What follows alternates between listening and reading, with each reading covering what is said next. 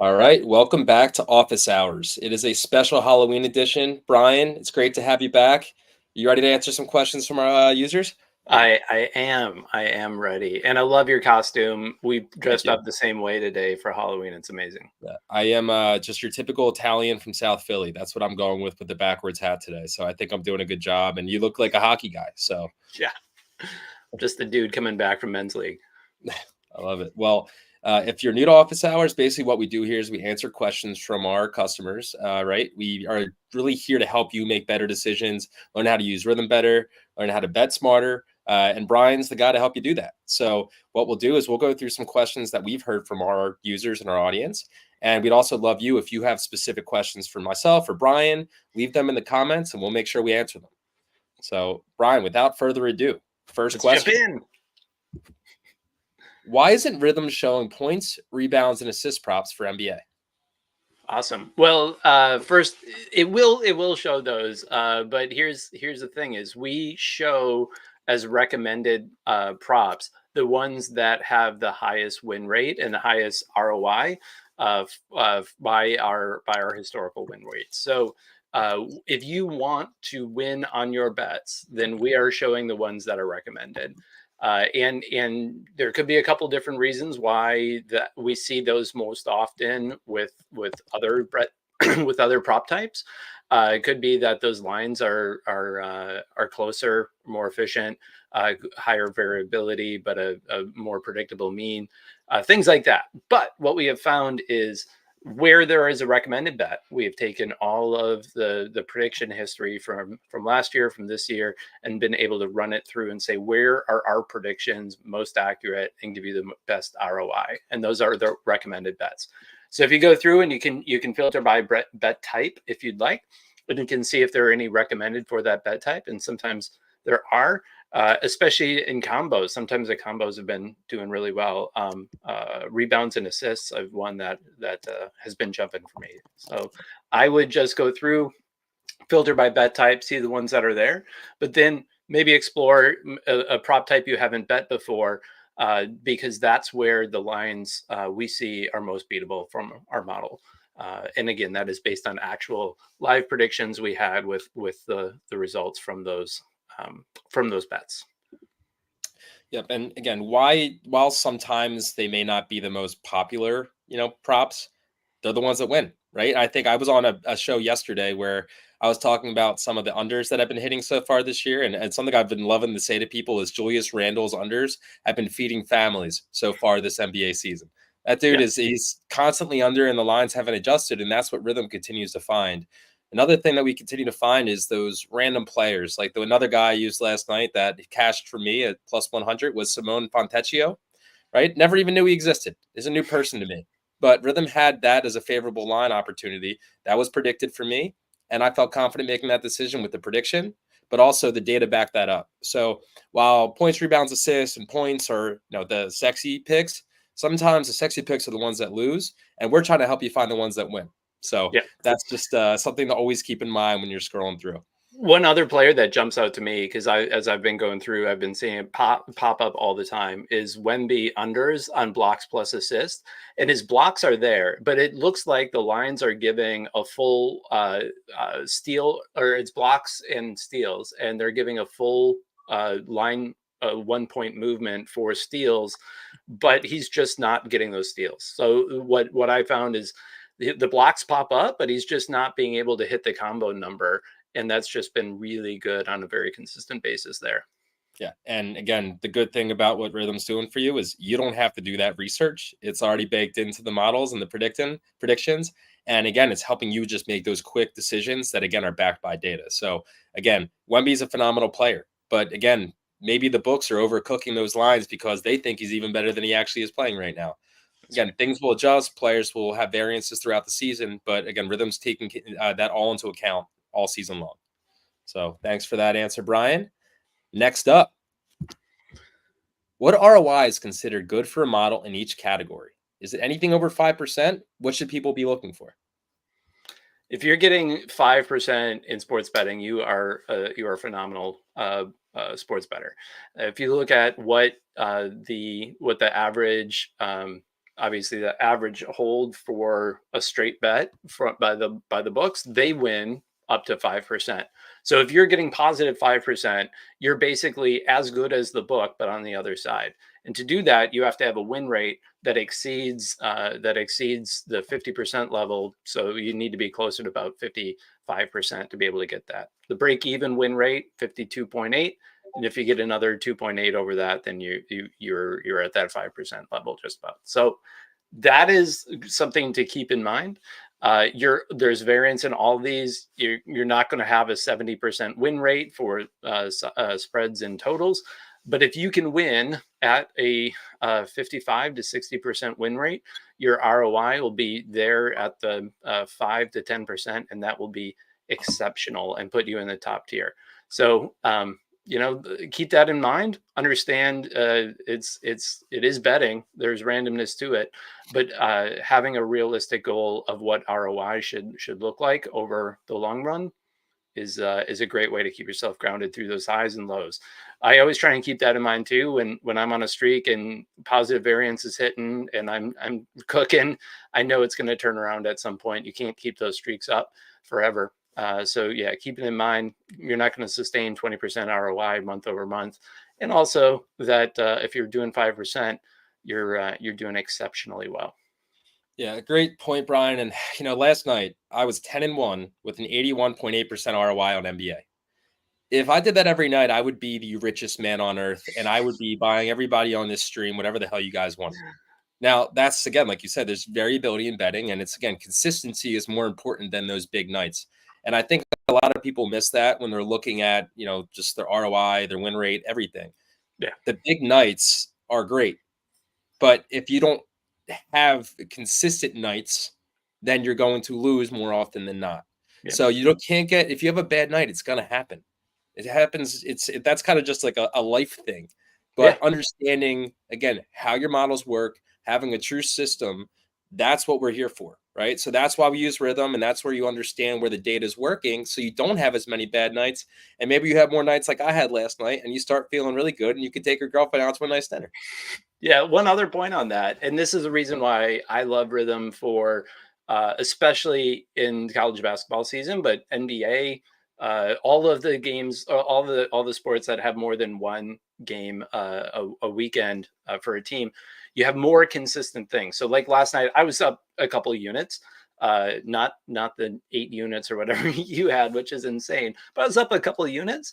And if I can do that on a random Wednesday, and then there's a new slate tonight, and you can just average out, let's say, a unit a night over the course of that season, you're up. You're over doubling your bankroll at that point. So it is not about being 80% win rate. It's about consistency and finding an edge on the lines that are available.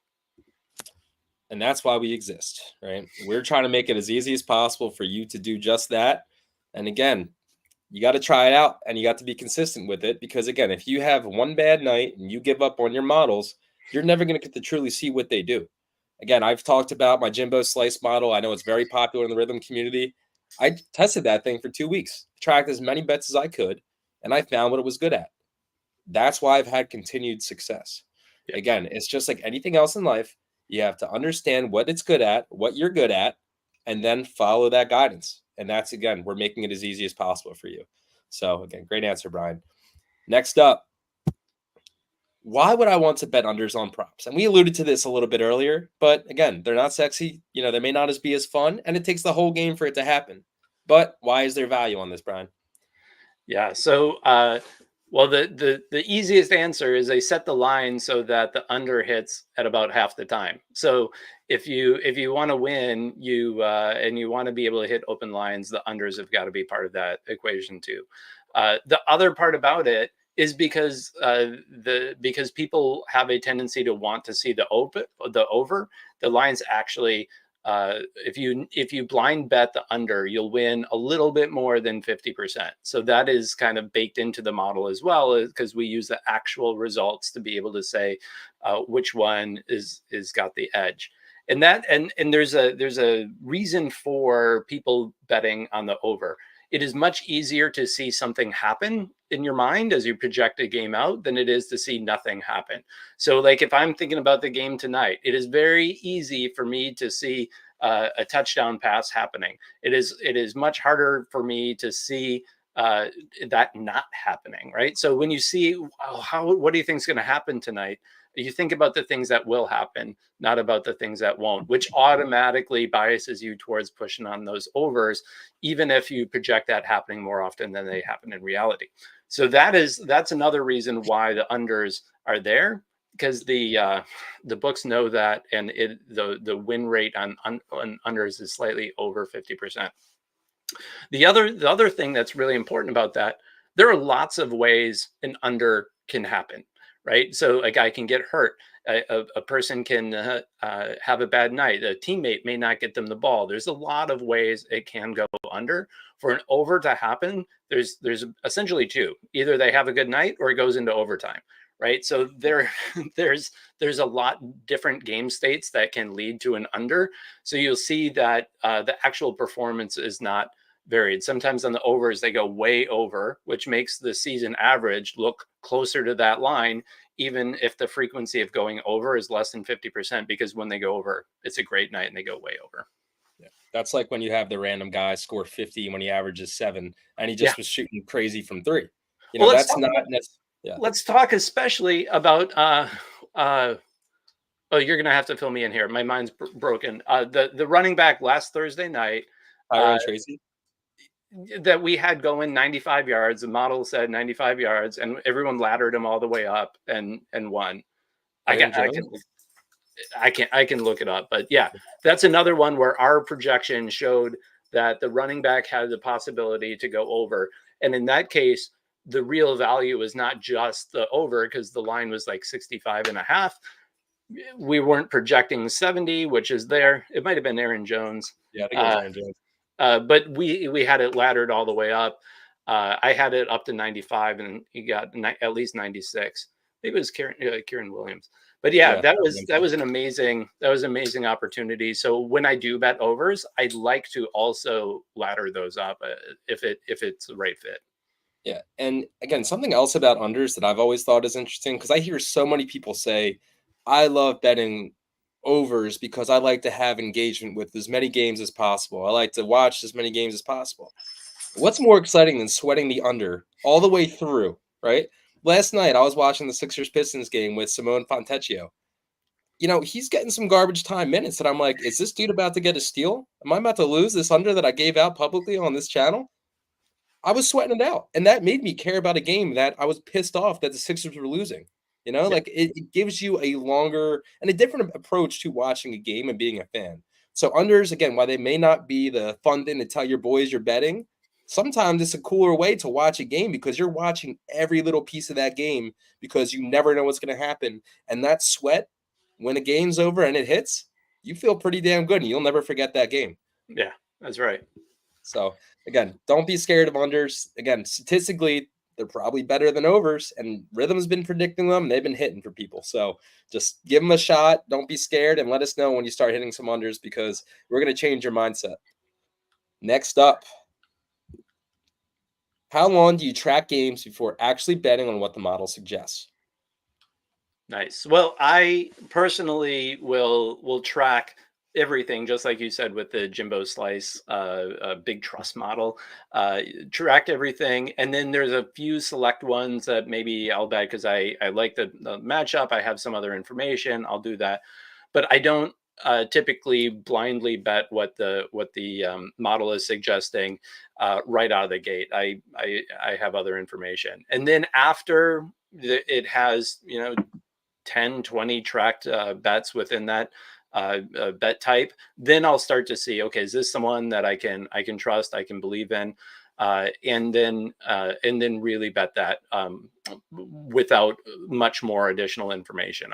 I always pull in other things like, is there some surprise information? Is somebody likely to change? Is there weather? There's a bunch of other stuff I'll look at around there. But after a model has 10 to 20 track bets against it, then I'll start to really have faith in that model alone. Now, one of the other parts of that goes to, we're just at the very beginning of the NBA season. So at the start of the season, you're really dependent on what the preseason expectation was over the on-court play. But now we're getting into week 2. We're going to start having 6 games in the bucket for everybody. And that variance that can come from 1 or 2 games, this season stats are beginning to shake out. We're going to see where people are actually performing together as a team.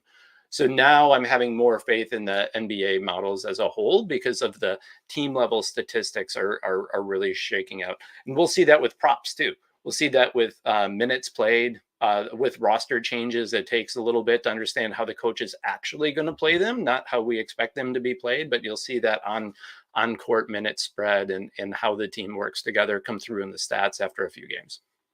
Yeah, and one other thing just on this, because I mentioned it earlier with my college football model that people love, but at the NBA, I'll use a specific example. As I mentioned, I had a great night last night, 10-1, 81.8% ROI. But something that I noticed that I did when I was, tracking those bets and making those plays last night was you can check your back tests on your models, right? You can see where your models are, based on 3 years worth of data, right? Like you can see where the models are supposed to be good. So I have to make them fun names. I've been making sure they're worthy of making them fun names, but this one is well on its way, right? On recommended bets, this is right now, it's called my NBA 3 model. It has a 57.4% win rate with a 9.18% ROI on spreads. Guess what I'm at on spreads right now, Brian? About 9%. 7-1, right? So this Amazing. basically what I'm doing is I saw where there was a great back test. That is where I started, with 0 games, just trying to see where I should be playing and tracking and understanding this model. And it's working, right? So now I know I have a great spreads model. And then I have my other model that's great on total points. And it's, again, like I'm using the back test. I'm using these, testing the track.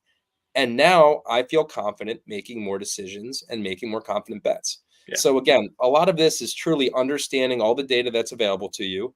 And then again, you feel confident when you start winning. That's the science behind this, right? It's when we make data and math and science fun because you don't have to do any of it.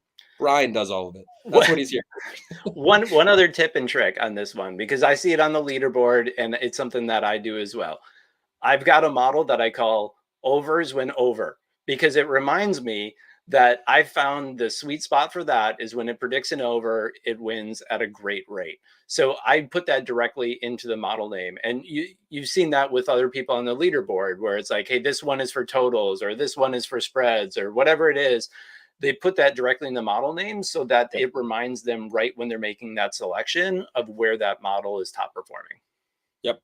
Yeah. And again, like what I like to have fun with my names because again, now they're part of the community. And I just never would have thought that people would be like tagging me, Jimbo Slice, what is the model saying today? I take pride in that. Like it's a very cool thing. But to the same point, usability, it's great when you have your overs model, you got your totals model, your totals plus points. Like whatever you need to do to feel confident, make quicker decisions and better decisions, we give you that freedom and flexibility. So try it out, name your models differently, check your back tests, and just track. Tracking bets is honestly the key to understanding how to really maximize your models. So again, always as with everything here, ask us questions, DM us, go on Discord. We're going to help you. Our community is going to help you. That's what we're here for. Next up, Brian, this is one that I know you're going to love to answer because this is kind of the crux of Rithmm, right? Why are predictive models better than trends? All right. So I'm gonna expand that too, and not just talk about trends. I'm going to talk about what people call systems, right? Systems are effectively trend filters. So my system is road dogs, or my system is a guy coming off of a bye week at home, and those are different qualifiers or conditions that line up that will show you a spread or show you a return on that.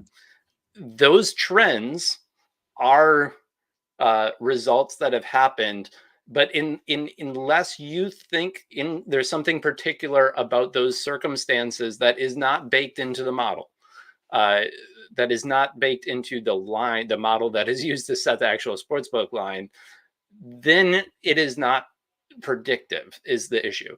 So you can see a history of trends.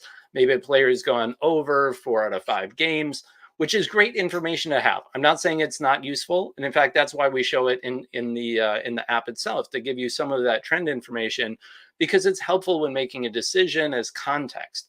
But the difference is, if we say this team has beat the spread 4 out of 5 times, or they've won outright 4 out of 5 games, do you think it matters who they played? Probably so.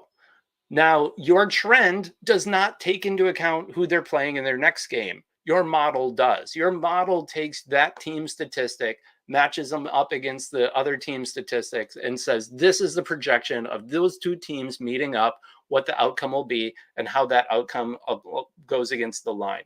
That is the difference between a predictive model and a trend. One is an actual prediction against that upcoming thing, the upcoming match between two specific teams, and one says these overlaps of events have led to this kind of outcome in the past. Yeah, and when I first started with Rithmm, what was it, a year and a half ago now?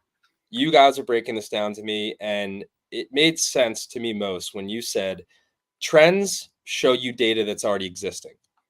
Predictive models are telling you what's going to happen, right? Like it's predicting the future to a degree, but using data as opposed to using past data. What happened yesterday doesn't necessarily matter because, again, that team, that player, they could play completely different the next day, depending on that team, depending on the conditions. And to me, that's what is so valuable about predictive models. Like we're truly telling you the expectation of what is going to happen based on all of that data out there. And our good friend Adam Rosenberg, he's somebody that always says, I love to use trends, but I love using Rithmm more because I could take a trend and that either validates my own thoughts and that validates Rithmm's thoughts. And when you put trends and Rithmm's predictive models together, you have the full spectrum of making a decision. And that's why people are winning. Yeah. One of the trends that was huge in gambling Twitter for a while, as an example of why trends are stupid, if you were to bet teams that begin with the letter O against the spread or outright, I forget what it was, it won at like an 80% rate over some huge period of time, like 4 years. Well, it happened to be that's when Oregon and Ohio State were dominant, and that was a big part. It had nothing to do with the letter O. It had everything to do with the teams that are there. Now, that trend is not predictive of another team. That trend is just saying that those teams are quality teams. I would argue you're better off with a model that uses the stats from the quality teams to project their performance in their next game, rather than just say because they haven't changed their name, they're going to win again. Yep. Again, it's just a smarter way to bet. And again, it's something that until Rithmm, predictive models weren't accessible to the general public and the general betting public, right? And now they are, and that's why Rithmm's so great, because we're allowing you to have an easy way to access that type of data. And again, there's nothing wrong with trends. It's better than using nothing, but there's a lot of things that are better than doing nothing. And when you can have trends and then pair them with our predictive models and make all those decisions in one cohesive place, that's how you make confident decisions quickly. So again, I really think for people that aren't aware of what predictive models are, again, if you need more explanation, if you need more context, please ask us, because learning the difference and learning the value of predictive models is how the concept of Rithmm goes from, oh, that's cool, to, oh my God, I didn't know this existed, I need to be using this. So great explanation. You mentioned you mentioned something that I want to hit on here as well, which is not a question that we've been asked, but one I want to respond to, which is we have a lot of predictions that are cautioned. And what do we do? What should you do about those? And sometimes you'll see like rushes and receptions. We don't have the historical win rate to have set what the recommendation windows on those are. I will still use those to bet because of looking at like the projected yards, whether those are recommended, looking at that in terms of what the rushing attempts and receptions would be. Otherwise, I've listened to other things, and there's a good narrative around why they'll be focused more on the run game or the passing game. And then I look, and the model is pushing for rushing attempts when I think that they're going to both have a good run game or have a lead going into the third, fourth quarter and be running the ball to get the time run out.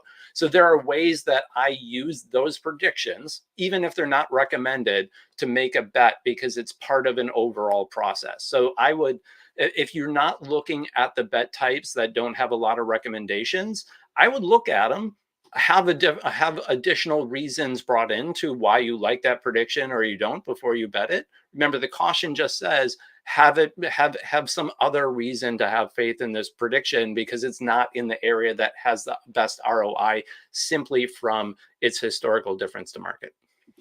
Yeah, and a quick example of that would be I'm an Eagles fan, as I've talked about way too much on these shows. But let's say it's an Eagles receiver or running back that is either new, has just coming off an injury, and maybe I know something that the data just may not yet because there isn't any. And I'm like, you know what, Rhythm's predicting this. It may have a caution sign, but I feel really confidently or strongly about it. There's nothing wrong with pairing that data and that feeling and that instinct and seeing what happens. Now, again, we always are going to say green equals go. If we're recommending something, that's where the models feel really strongly. But if you feel strongly and you see the caution sign prediction and it pairs with your instinct, we're not going to tell you not to do it. So again, it's just one of those things where, it's their caution to make sure you're not thinking, oh, let me fire away at all these. It's Right. not saying don't ever take these. This is the worst bet on earth.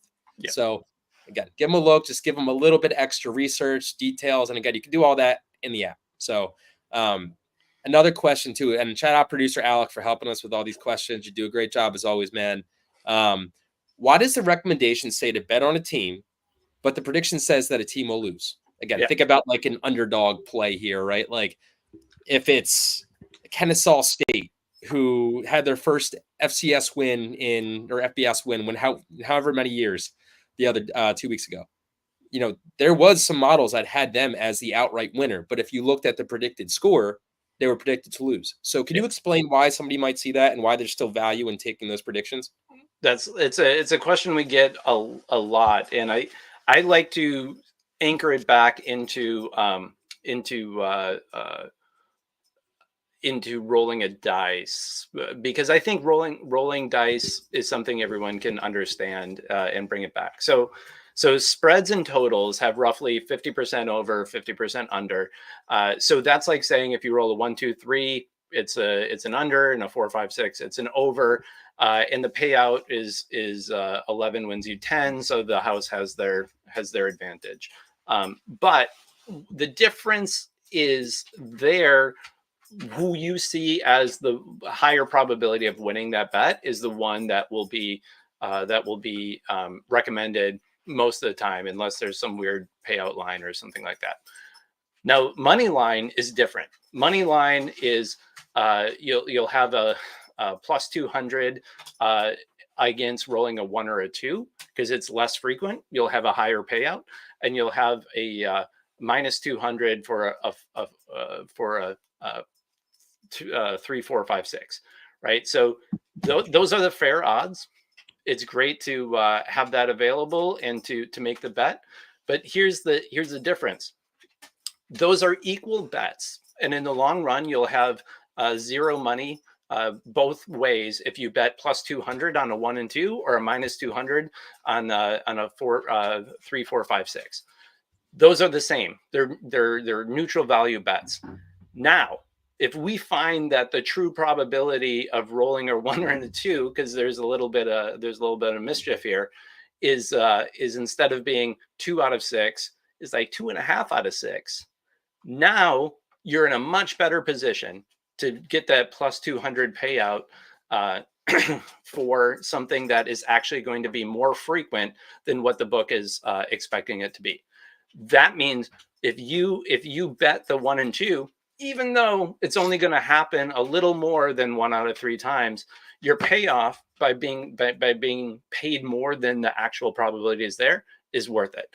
They're paying you more than the risk you're taking is kind of the bottom line way to think about it.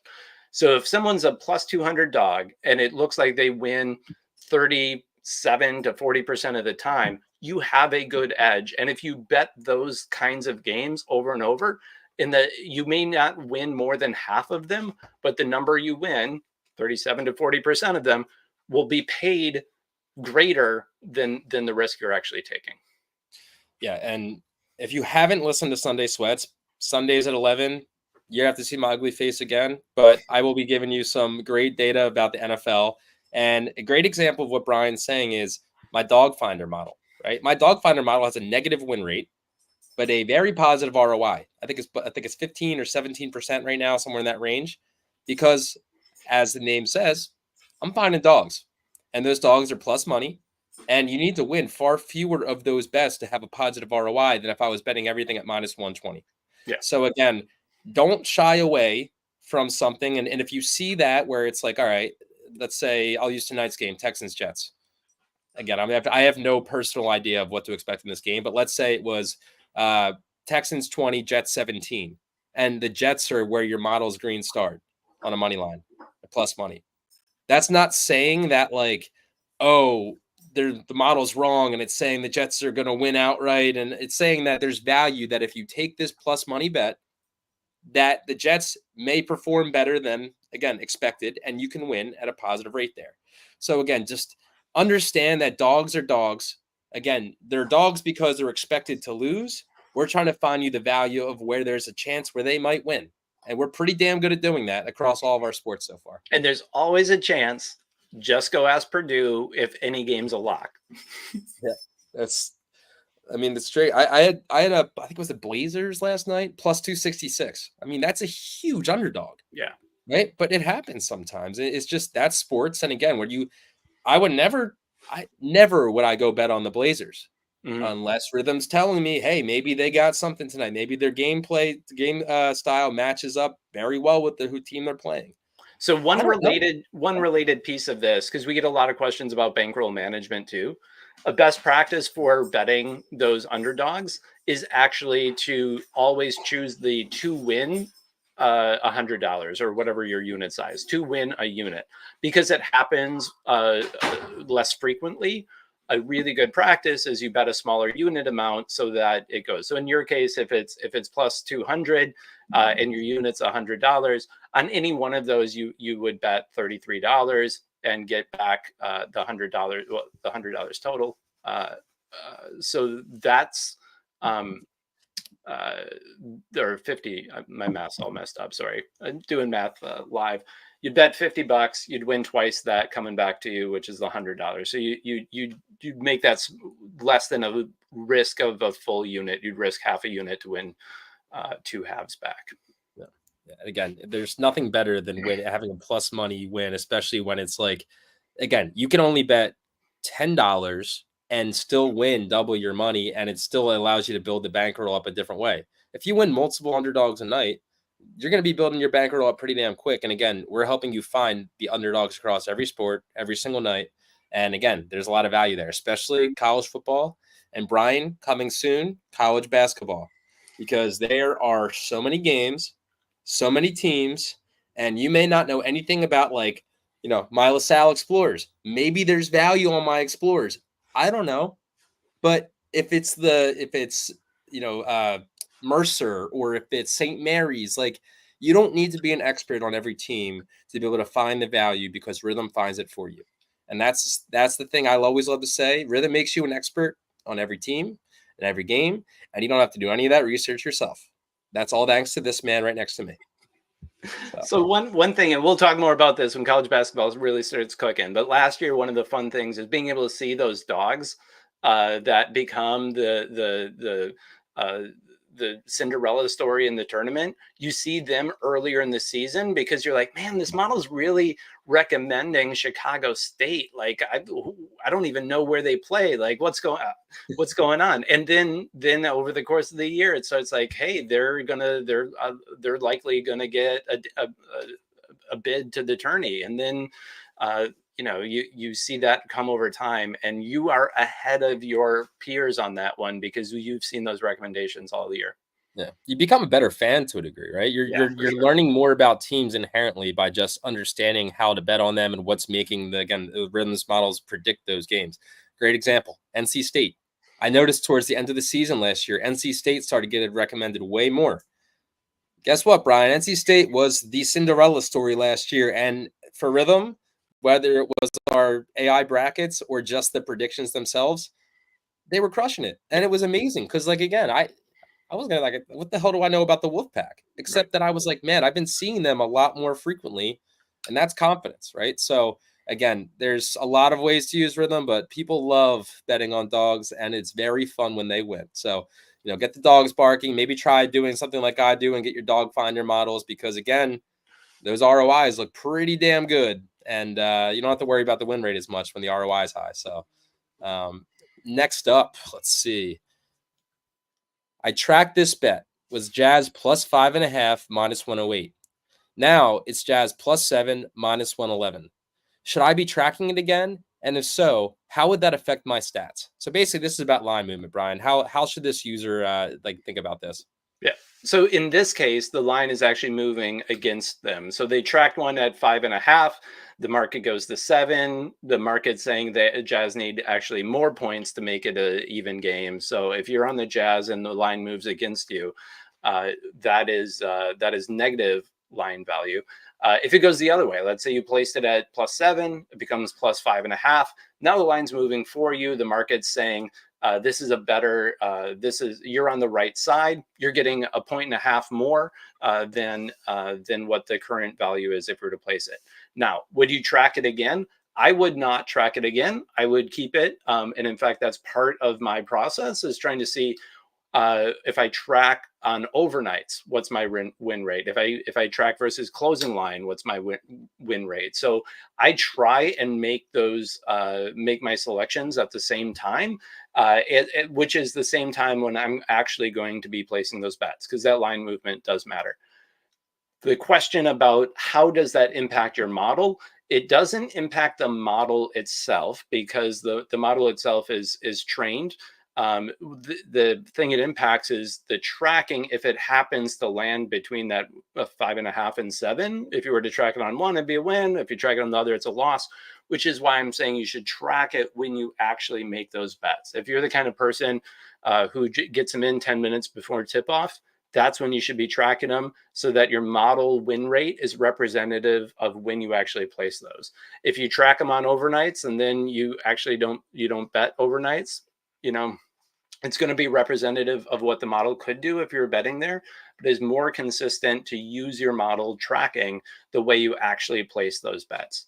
Now, I will give this caveat. Some people do like to track the overnights and then use the line movement as confirmation that it's going to move in the right direction or that it moved in the opposite direction and they stay away. The downside of that is in this case, in this case, you'd have gained a 1.5, but let's say it moved, the model was on the right side, you got positive CLV. Now, if you go to place it, you're actually getting a worse number than if you would have done it when your model told you to. So there's lots of ways people use it. I think I just like to look at what the current line is to see was my model on the side of the public, of the market, not the public, but the market itself, or and it tracks the book movement. Or if I do see it move the other way, depending if I still like that number, I may put some more down, but I'll wait until tip off because I want that line to move all the way that direction before I put another one down. Yeah, this is something we hear a lot, and especially in like college football, right? Just because again, there's so many games and there's a lot of line movement because of injuries. It's not as transparent necessarily as NFL. Personally, what I do is I wait pretty close to game time, and that's when I'm just like, look, Rhythm's always updating the lines and give me predictions based off those most up to date lines. So as somebody that doesn't have the time to frequently just go and check and check and check, I wait till I know when I like to go check. And that's been working for me, right? I don't have to worry about line movement because when I'm going, I know the line's really not going to shift that much 30 minutes before game time. And my Rhythm predictions will be up to date because that's exactly what it's doing for me. Yeah. So again, everybody's a little bit different, but that's my personal method. And Yeah, there's one other thing to really stress on this one, which is the difference Rhythm provides, which is whenever you are doing your betting process, we will give you that prediction of the existing lines at that time. That is very different than other places who will send you an email and they send you an email that says this game is, minus 2.5, minus 130, moves to minus 3.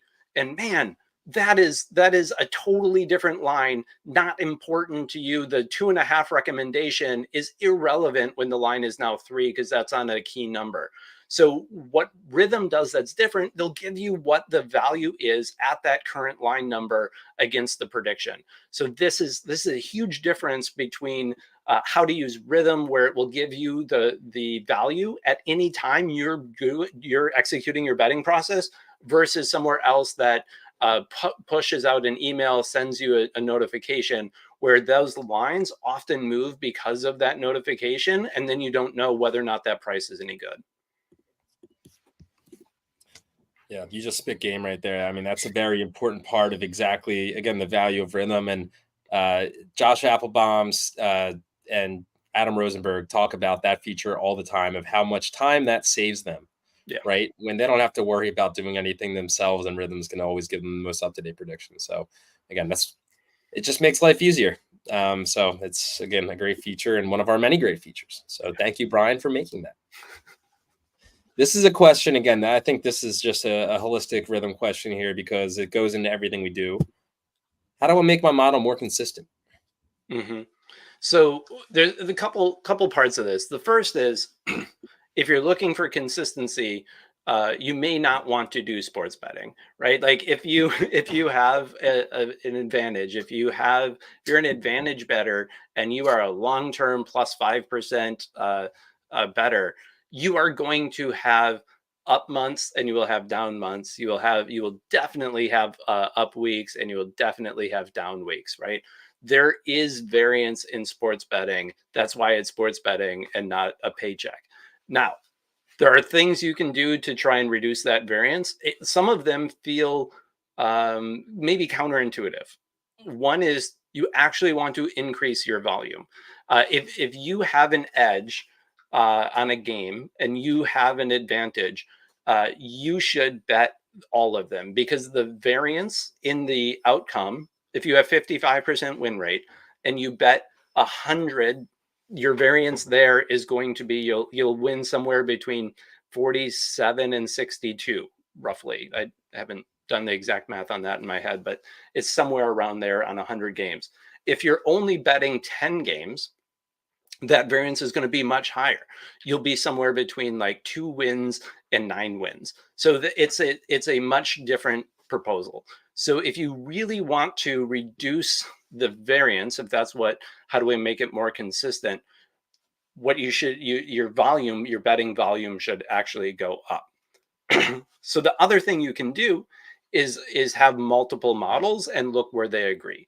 So this is kind of contrary to that last part that says increase your volume. This is where you have agreement between different types of models, because then you're looking at the ones where there are multiple signals pointing in the same direction. So that would be one other way, is to use multiple models to indicate which ones to bet, or to pull in other parts of the process. Okay, I'll do this if the trends match up, if I have information on something.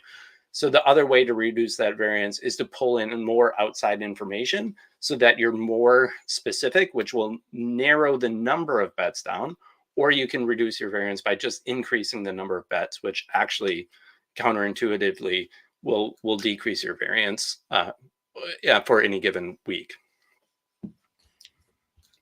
Yeah. And another thing too with this is consistency comes with tracking. Track your damn predictions. Yeah. If you track your predictions, you'll become more consistent, because you will learn more about your models.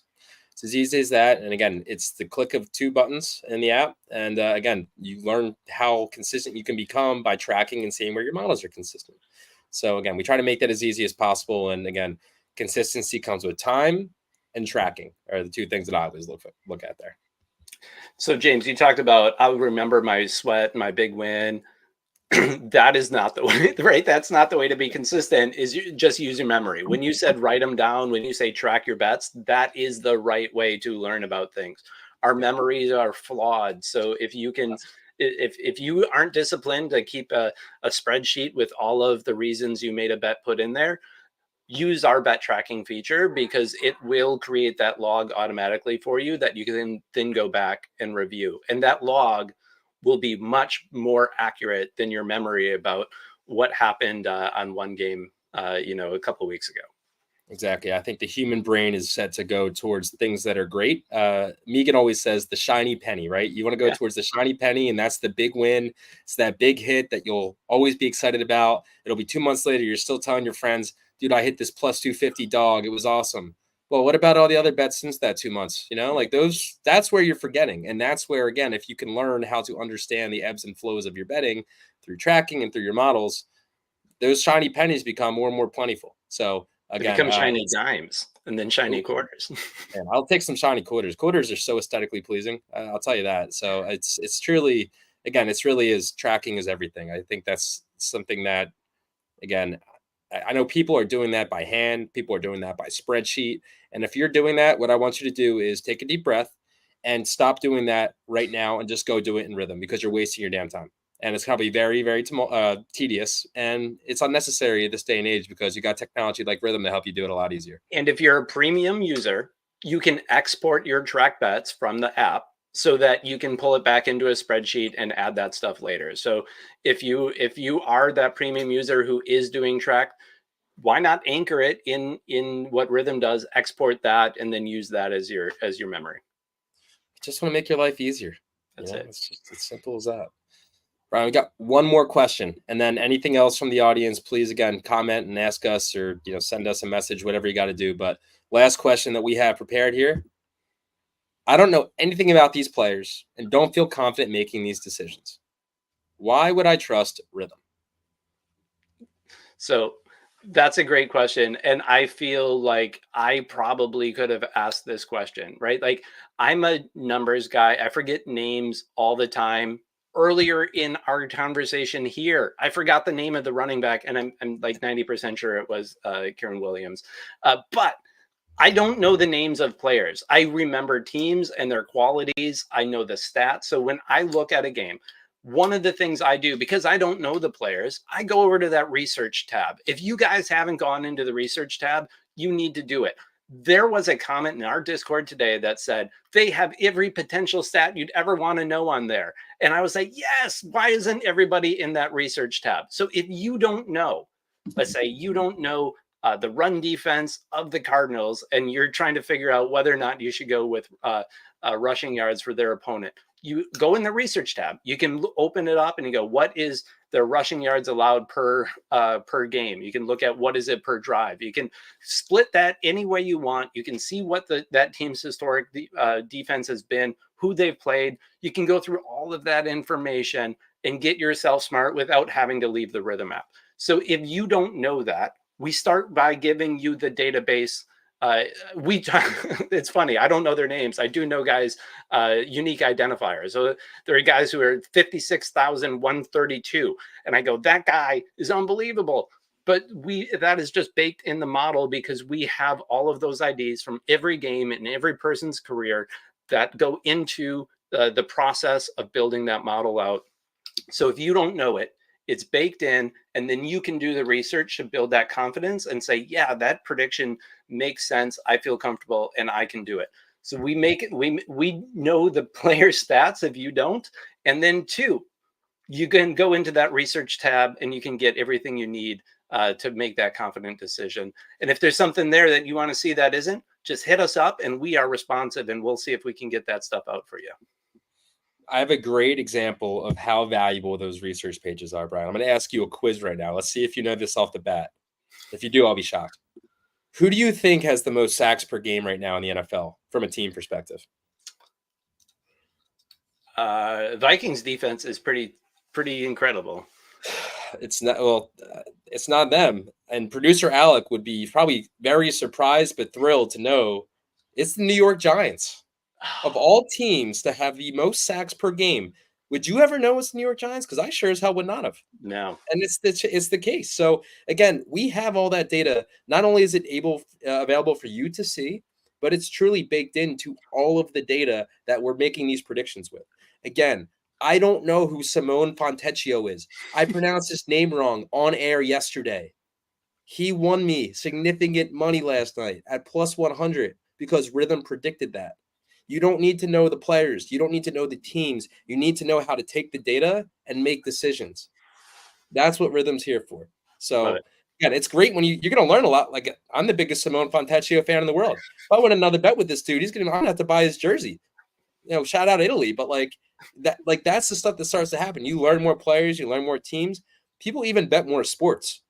I mean, WNBA season just ended, but we had so many people saying, I've never watched WNBA. I've never done anything with WNBA. They became huge WNBA fans and bettors because we had that on the app, and it made them learn in a way. When you're learning by winning, it's a lot more fun to learn. I think if you have kids start winning in like first grade, you're gonna have a lot more geniuses that by the time they're graduating high school. So again, it's all of it's baked into the app, right? And again, you are an expert on every player and every game because of Rithmm. So that is just one of the best things that you can think of. And Hill Frank started testing us yesterday. Got 4 right on a 5-leg parlay. I hope you took those as straight bets as well, because you probably would have came out on top there. But again, keep trying out, keep testing your models and tracking your models, and understand how to use this data, and you will start winning a lot more. Absolutely. James, it's fun. It's always fun with you. This is amazing. I love being able to talk about it. I love being able to answer questions people have, because there's a lot going on there. We take a lot of it for granted, but be able to directly answer questions makes it easier for everyone. Yeah, and we really are here. And again, it's a testament to Brian and the rest of our back end team that they will take your feedback, they will take your recommendations, and we will do our best to make this product as the best possible product for every single person out there, every type of bettor, every type of fan. And then we're really committed to that. So we're proud of what we've been putting out there. We appreciate all the feedback, all the use, all of the questions. Like, that's what we're here for. So keep it coming. Join our Discord. It's extremely active and people are having just a lot of fun in there. Follow us on social media. Follow us on YouTube. We're putting out new tutorials, new videos on how to use some of our features. Before we did this, Brian, I literally just got done a video highlighting our research page. That's why I knew the Giants were the #1 team for sacks. So again, we're trying to just help everybody out here. That is the sole goal of Rithmm. So if you haven't tried us out yet, download it now. You get a 7-day free trial. We got college basketball starting next week. We have NBA, NFL, college football, and we're just going to continue to add. So again, thank you for joining us. Thank you for your questions. And if you're a Rithmm user, can't tell you how much we appreciate you. Absolutely. Yeah, well, happy Halloween, everybody. Go get some candy. Go, again, if you have kids, have a great time. Be safe. And we'll talk to you next time. Thanks again, Brian. See ya. Thank you.